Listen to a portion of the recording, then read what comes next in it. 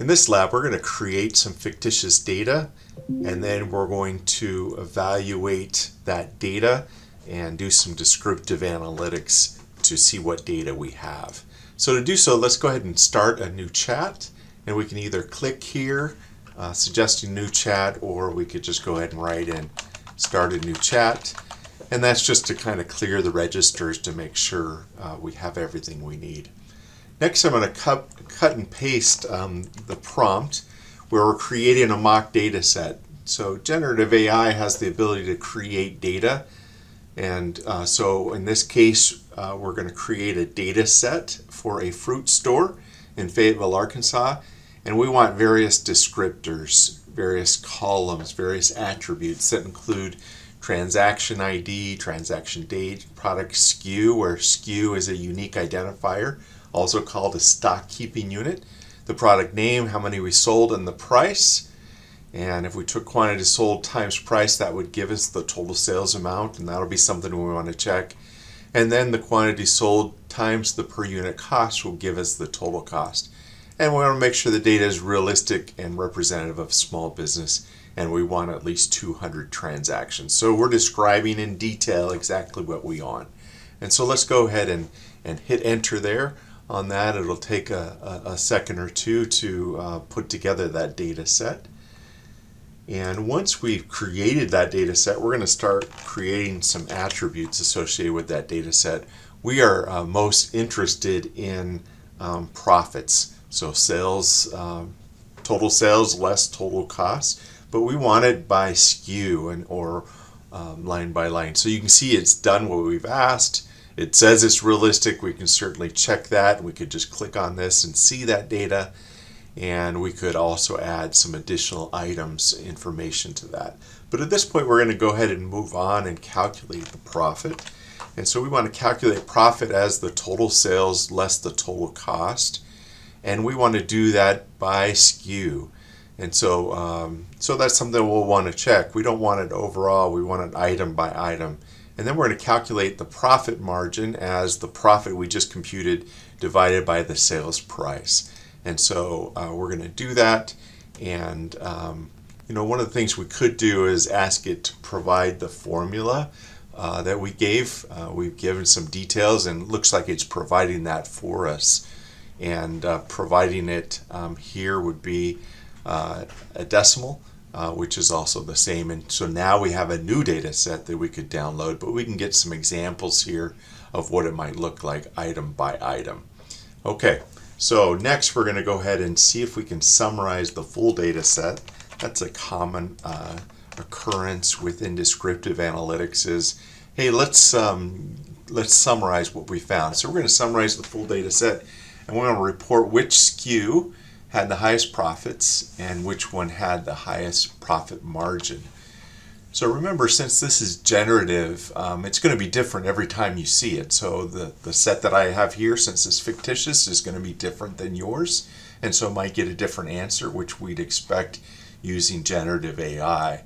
And so now it looks like it's given us a data set summary of all items. Looks like we had 200, which we requested. How many units were sold? So even though there were 200 transactions, we sold 859. And it looks like the profit was 1,094, and profit margin was 45.72. So if we took this profit and divided by the sales price, that's what we'd get. And it looks like the one with the highest total profits is watermelon. The one with the highest profit margin looks to be bananas, and so we can see that. And it's starting to give us some interpretation, giving some ideas of what we might want to see. And so we could certainly go and rank this from top to bottom, but at this point what we're going to do is ask it for a histogram of the profit margin for each transaction. Histograms equals counts. So we're essentially trying to get the count of how many are in each bin or each bucket. And so let's go ahead and ask that. It's going to be a visualization. It's a frequency table. How many counts are in each bin? Now we could further specify and say exactly what we want the bins to look like. Are these 1%, so between 40 and 41%, and between 41 and 42%? We can certainly specify that. In this case, it looks like it has decided what it wants it to be, and we may or may not want that. I mean, it's kind of hard to see exactly what is being included and what is not being included in here. But we see that most transactions are between 44 and 49%. We can see that here included. And we can see, some low margin items, some high margin items, and we can see what that looks like. Well, profit margin is a percentage, but I'm also interested in the profits of each transaction. So how many dollars are we getting back as a result of each of the 200 transactions? So again, we're going to do a histogram. Histogram again equals counts. So for each dollar item, we're going to get that distribution. You can see this is dollars. Now we could go and ask it for it to be by dollars, but you can see profit per transaction is by dollar, and we can kind of see, looks like we're profitable on all of them. Some of the transactions we're making more than $20. And so we can get some various interpretation of what these look like, and we could look and see which items are where and see what it looks like overall. Next, we're going to get into reporting the results or sharing the story. And essentially, we're going to ask it to output the final histogram. And I like being very descriptive about that histogram and seeing what that looks like as the histogram is included there. And so we want this, and now we want the final histogram, so the one by profits, and we want it as a PNG. Now, I like to be very descriptive, so when I come back later and look at it, I can figure out what I've done.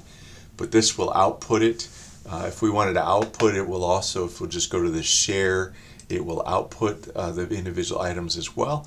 But that usually doesn't have a good descriptor on it. And so I like to say exactly what I want. Okay. And so here's the histograms by profit. Notice that's what I asked it to provide. And we can go and open that and see what that looks like in the download area.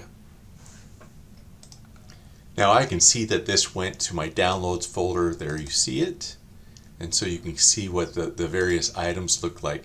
But there's my histogram, and looks identical to what we saw. But here it is with a proper label. The last thing I'm going to ask it to do is provide the prompts. So generally I want to know exactly what I did, exactly what I asked, because it may or may not be interpretable. And if I'm doing 10 of these, I want to be able to say, okay, these are the prompts that produce this visualization. And so you can see each of our prompts in here of what we provided. So that completes this lab.